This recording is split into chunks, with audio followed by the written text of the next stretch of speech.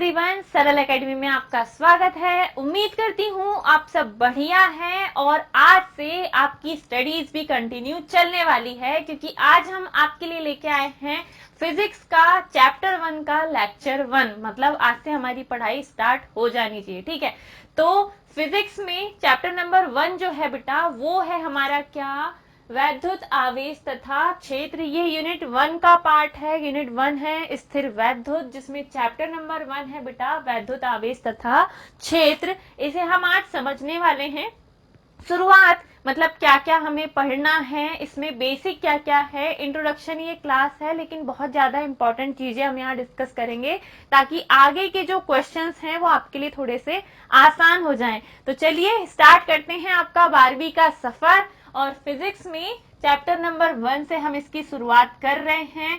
वैद्युत आवेश तथा क्षेत्र, ये जो चैप्टर है, इसको जब हम डिटेल में एनालाइज करें ना, तो वैद्युत तो आप पढ़ चुके हो कि वैद्युत क्या होती है। वैद्युत एक प्रकार की ऊर्जा है जिसके कारण किसी पदार्थ में किसी वस्तु को, हल्की वस्तु को अपनी ओर आकर्षित करने का गुण उत्पन्न होगा।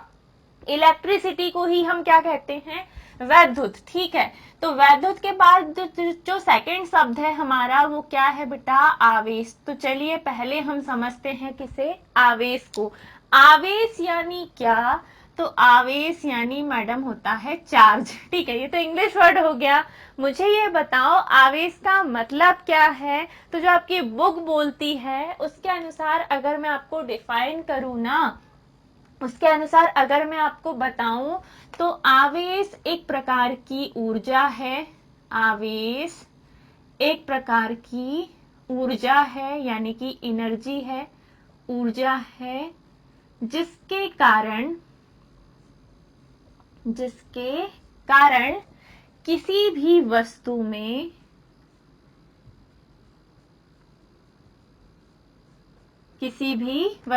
जिसमें भी आवेश आया, उस वस्तु में हल्की वस्तुओं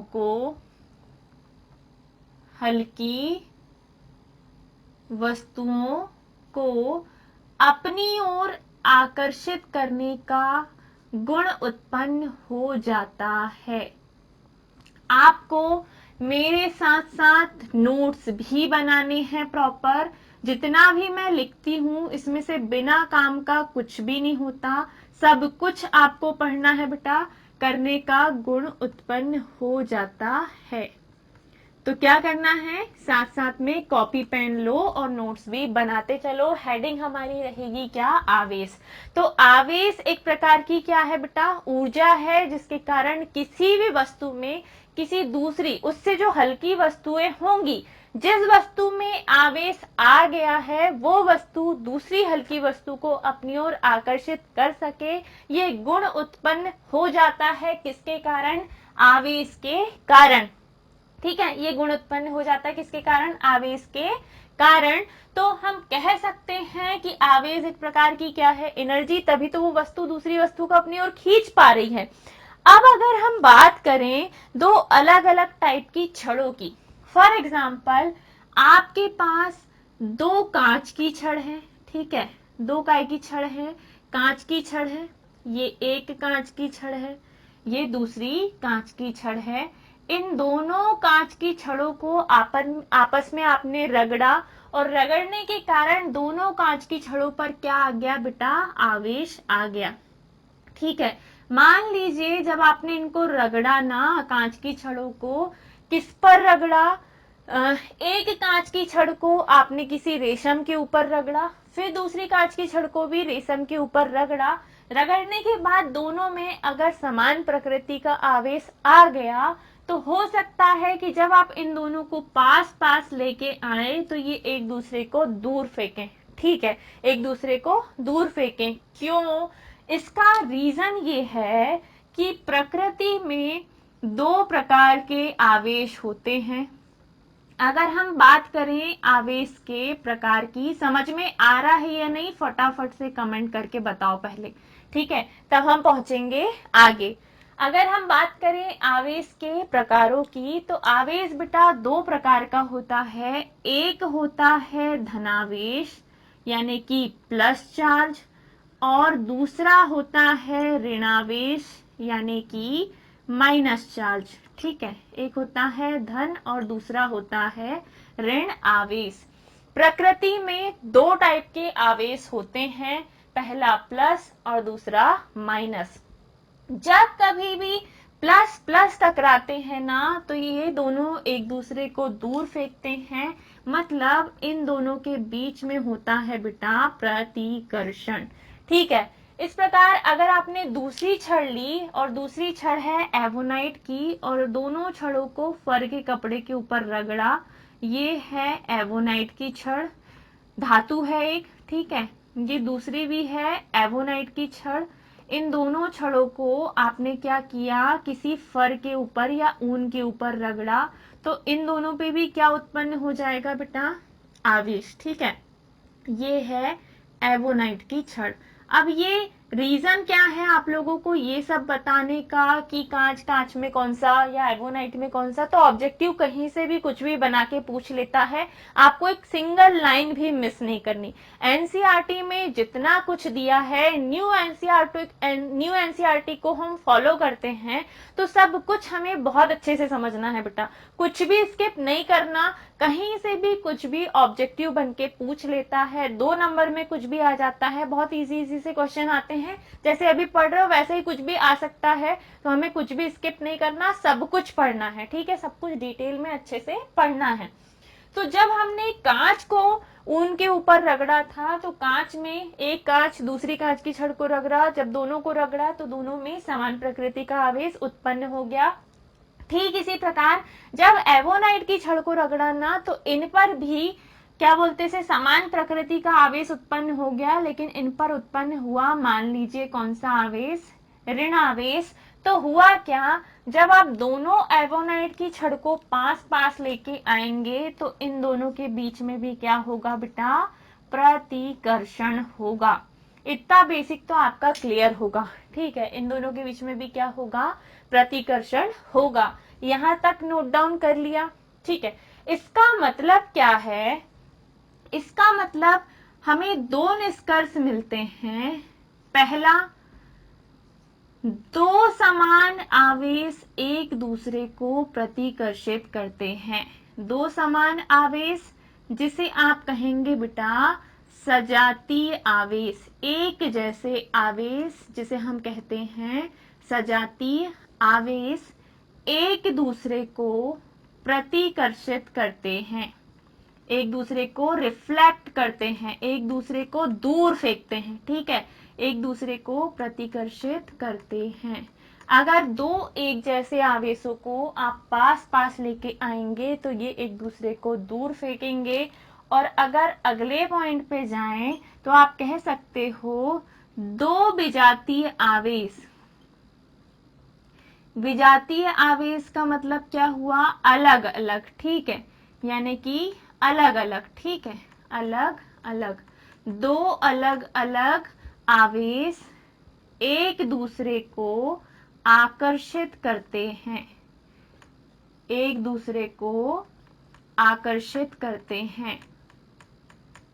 अगर हम अलग अलग आवेशों की बात करें, तो इनमें अट्रैक्शन फोर्स यानी कि आकर्षण बल लगेगा, और अगर समान आवेशों की बात करें, तो इनके बीच में प्रतिकर्षण बल लगेगा। मतलब जब भी आप धन और धन को पास में लेके आओगे, तो इनमें प्रतिकर्षण होगा। जब भी आप धन और ऋण को जब भी आप ऋण और ऋण को पास में लेके आओगे, तो इनके बीच में भी क्या होगा, प्रतिकर्षण होगा, क्योंकि ये भी समान आवेश है। लेकिन जब कभी आप एक धन और एक ऋण को पास में लेके आओगे, तो इनके बीच में बेटा आकर्षण बल लगेगा, इनके बीच में आकर्षण बल लगेगा। कहने का मतलब दो एक जैसे आवेश हमेशा एक दूसरे को दूर फेंकते हैं, और दो अलग अलग आवेश हमेशा एक दूसरे को पास लाते हैं। और यही है आवेश और आवेश से रिलेटेड थ्योरी जो आपको समझनी है।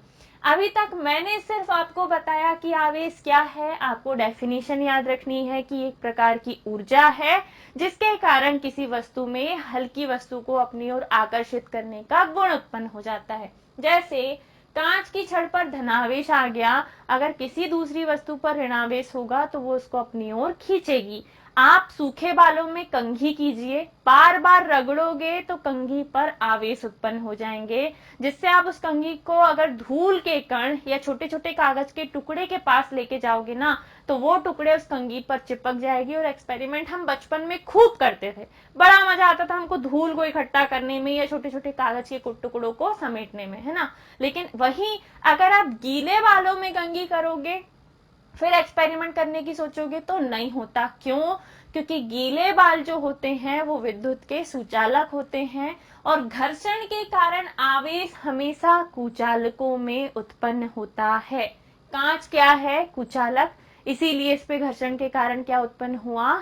चार्ज उत्पन्न हुआ। आई होप आपको यहां से यहां तक की चीजें क्लियर है, क्योंकि आगे की चीजें थोड़ी सी डिफिकल्ट होने वाली है, थोड़ी सी डिफिकल्ट। एक और बात बेटा, इसके बाद ही मैं आपको थोड़ी सी डिटेल इसी से रिलेटेड बताती हूँ, फिर हम समझेंगे क्या आवेश का क्वांटिमीकरण या आवेश का क्वांटाइजेशन क्या है। तो यहाँ तक जितने बच्चे पहुंच चुके हैं, जिन्होंने कंटिन्यू यहाँ तक समझ लिया, उनसे मेरी रिक्वेस्ट है, चूंकि चैनल नया नया है, आप लोग भी नए नए हो, तो प्लीज वीडियो को ज्यादा से ज्यादा शेयर करो, लाइक करो if you like the content. अगर आपको चीजें समझ में आ रही है, आगे चीजें और अच्छी होंगी, और मजा आएगा आपको पढ़ने में, और हमें भी दिल से खुशी मिलती है जब हमको आपसे क्या मिलता है? सपोर्ट। तो क्या करना है? लाइक करना है, शेयर करना है ज्यादा से ज्यादा अपने दोस्तों को, ताकि हमें भी क्या मिले? सपोर्ट मिले। तो चलिए बढ़ते हैं अब आगे। चलिए बेटा, अब हम समझते हैं आवेश का क्वांटमीकरण, और इसके साथ साथ मैं आपको बहुत सारी आवेश से रिलेटेड चीजें बताऊंगी, ठीक है। अब हमें समझना है क्या? आवेश का क्वांटमीकरण यानी कि क्वांटाइजेशन ऑफ चार्ज। आवेश की गणना कैसे करेंगे, उसका कैलकुलेशन कैसे होगा, यही होता है आवेश का क्वांटमीकरण। तो आवेश का क्वांटमीकरण क्या है? तो आप इसमें लिखेंगे प्रकृति में उपस्थित किसी भी वस्तु पर आवेश, किसी भी वस्तु पर आवेश मूल आवेश का पूर्ण गुणज होता है। मूल आवेश का पूर्ण गुणज होता है। ये चीजें आपको अभी समझ में नहीं आएगी, थोड़ी देर बाद जब मैं समझाऊंगी तब आप अच्छे से समझ जाओगे, इतना स्ट्रेस मत लो। प्रकृति में स्थित किसी भी वस्तु पर आवेश मूल आवेश का पूर्ण गुणज होता है, यही है बेटा आवेश का क्वांटमीकरण। इसे ही आवेश का क्वांटमीकरण कहते हैं। प्रकृति में स्थित किसी भी वस्तु पर आवेश, किसी भी वस्तु पर आवेश को दर्शाते हैं बेटा Q से। ये आवेश मूल आवेश E का पूर्ण गुणज होगा, प्लस माइनस Ne, ठीक है। ये फॉर्मूला है आवेश के क्वांटमीकरण का।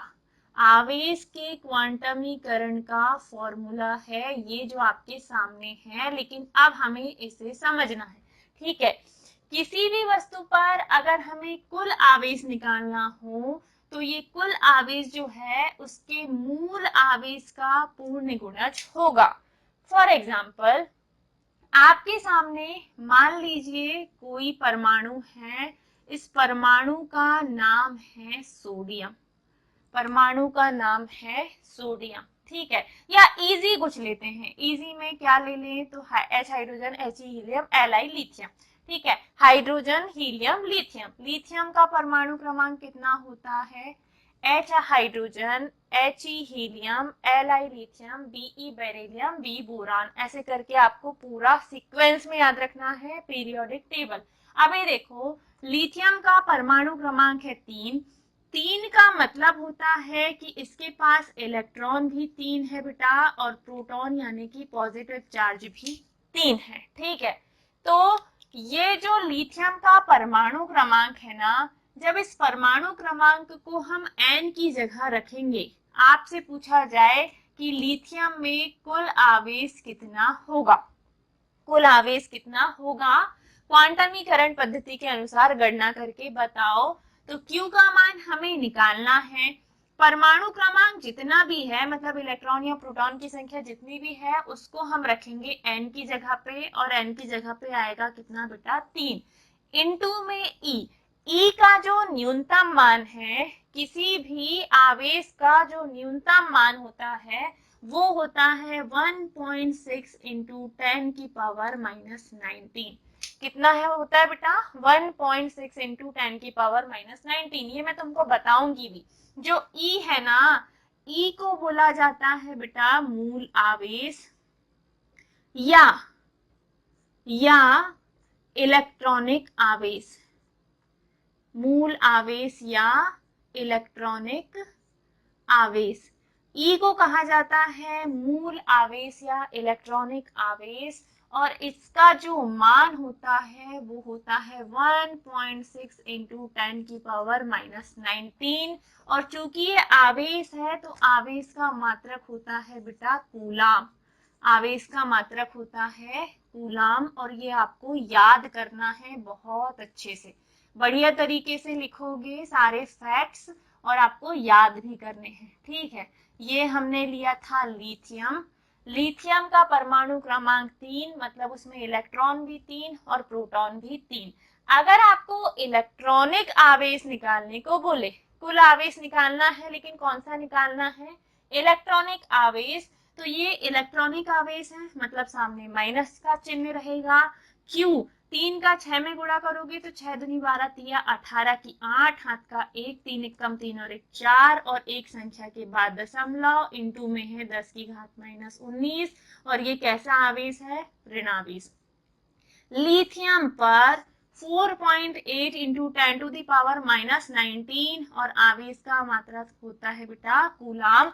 इतना कूलाम लिथियम पर क्या होगा, ऋणावेश होगा, और इतना ही उस पर धनावेश भी होगा।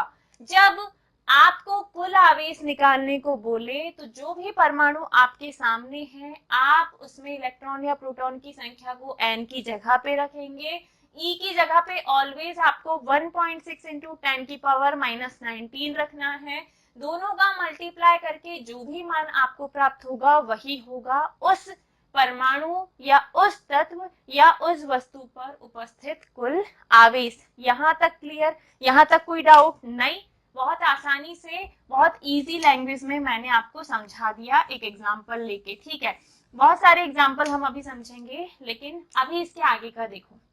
मैंने बताया किसी भी वस्तु पर आवेश मूल आवेश का पूर्ण गुणज होता है। n की जगह पे आपको उस तत्व का परमाणु क्रमांक रखना है, बता दिया मैंने, जो भी उसका परमाणु क्रमांक है या जो भी उसमें इलेक्ट्रॉन या प्रोटॉन की संख्या है, क्वेश्चन को समझ के आपको रखना है। और मान रखने के बाद मल्टीप्लाई करने के बाद जो भी मिलेगा वही होगा किसका मान, Q का। लेकिन यहाँ पर E का मान तो फिक्स है बेटा, जहां E बराबर क्या है, 1.6 इंटू 10 की पावर माइनस 19 कूलाम।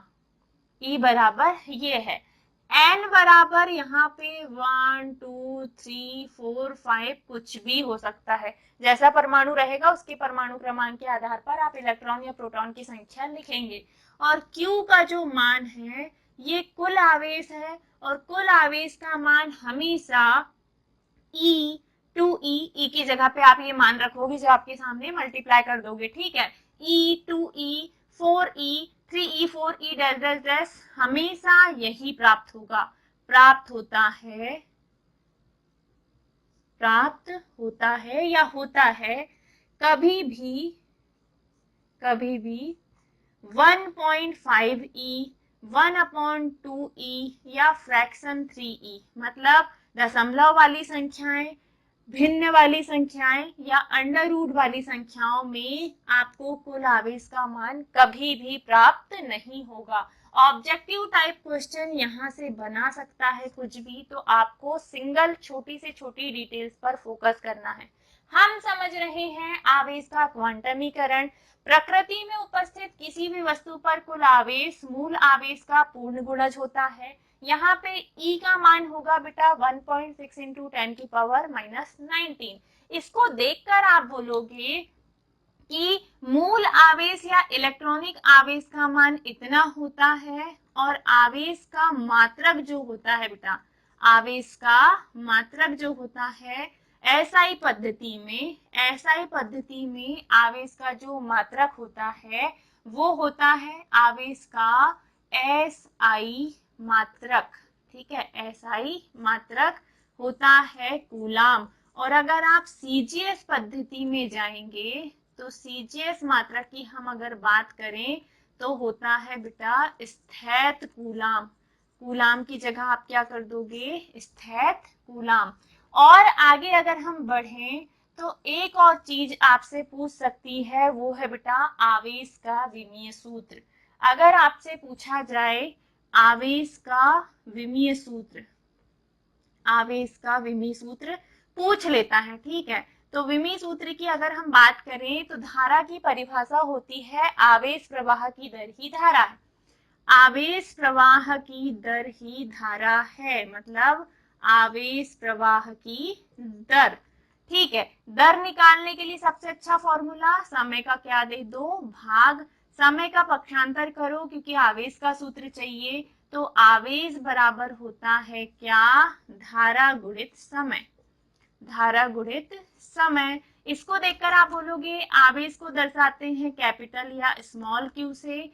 धारा का धारा का विमीय सूत्र है ए और समय का है टी, तो जो आवेश का विमीय सूत्र होगा वो होगा एटी, मतलब A1 T1, और ये निकल के आता है इससे। आप सीधे सीधे लिख सकते हो आवेश का विमीय सूत्र होगा एटी, लेकिन कुछ बच्चों को समझ में नहीं आता कि ये मैडम ने कहाँ से ला दिए, डायरेक्टली कैसे कैसे निकाल दिए, तो उनके लिए बेटा ये है, ठीक है, उनके लिए मैंने ये लिख दिया। ठीक है, क्लियर।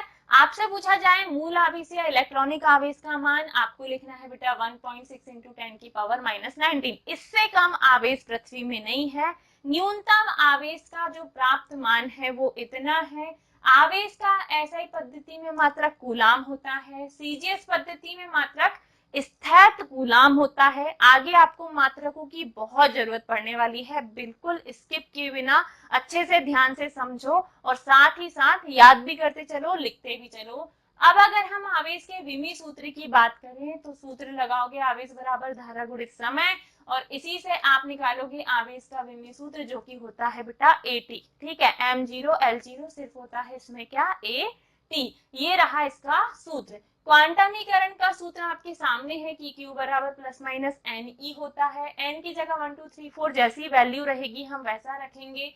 E की जगह आपको 1.6 इंटू 10⁻⁻19 रखना है, और Q है कुल आवेश जिसका आपको मान निकालना है। एक आध एग्जाम्पल और कर लेते हैं।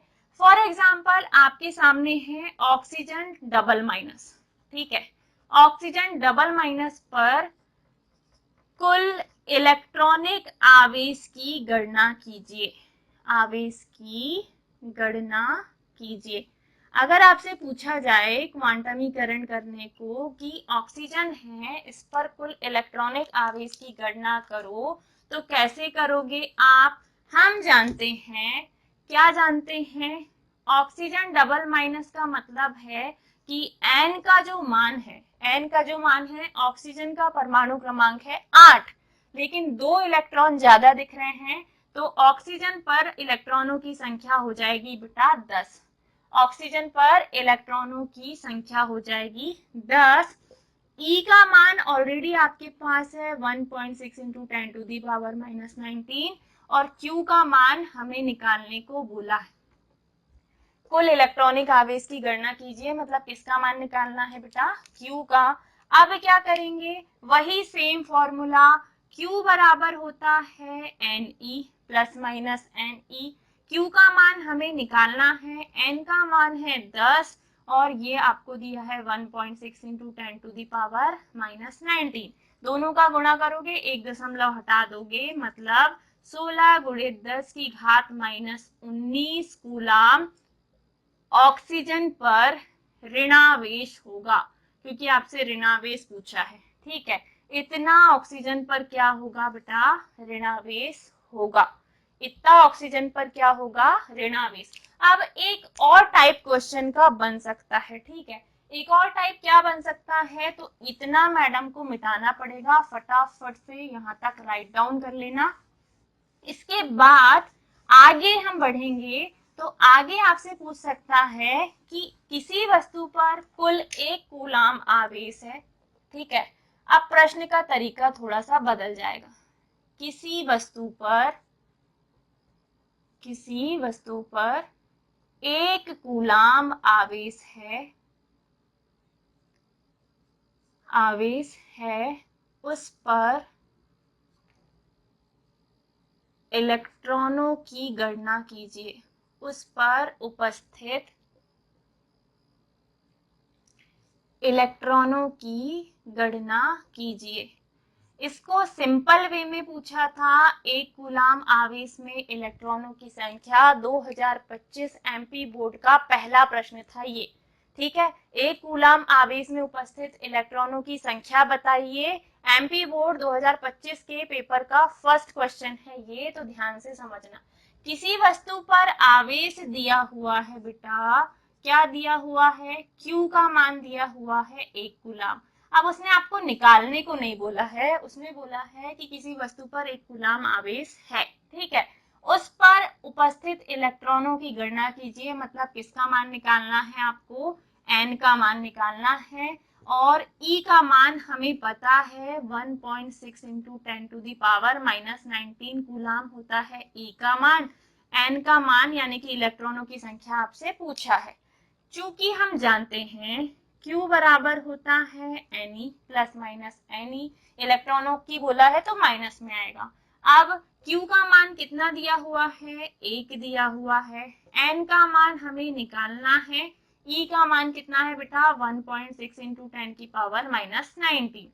N का मान चाहिए, इस पूरे का कर देंगे हम पक्षांतर। जब आप इस पूरे का पक्षांतर करोगे, इंटू में है 1 के बटे में आ जाएगा कौन, 1.6 इंटू 10 की पावर -19 आ गया बटे में, बराबर में है n।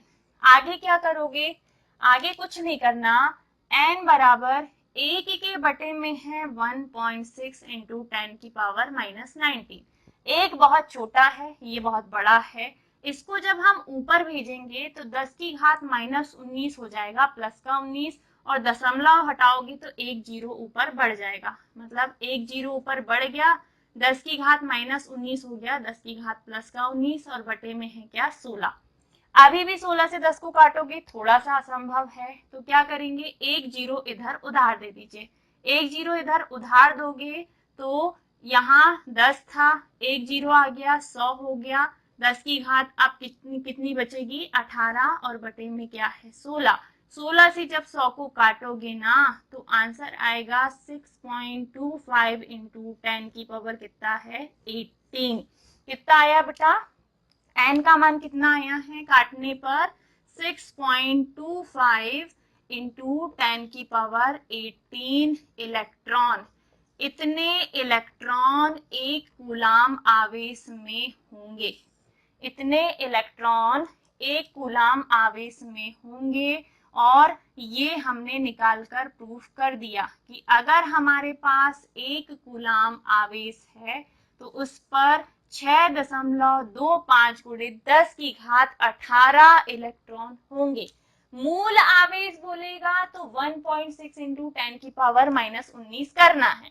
और अगर 1 कूलाम आवेश में इलेक्ट्रॉनों की संख्या पूछेगा या 1 कूलाम आवेश में प्रोटॉनों की संख्या पूछेगा तो आंसर आएगा बेटा 6.25 गुणे 10 की घात 18। ये आपको रटना है, दिमाग में फीड कर लेना बिल्कुल अच्छे से।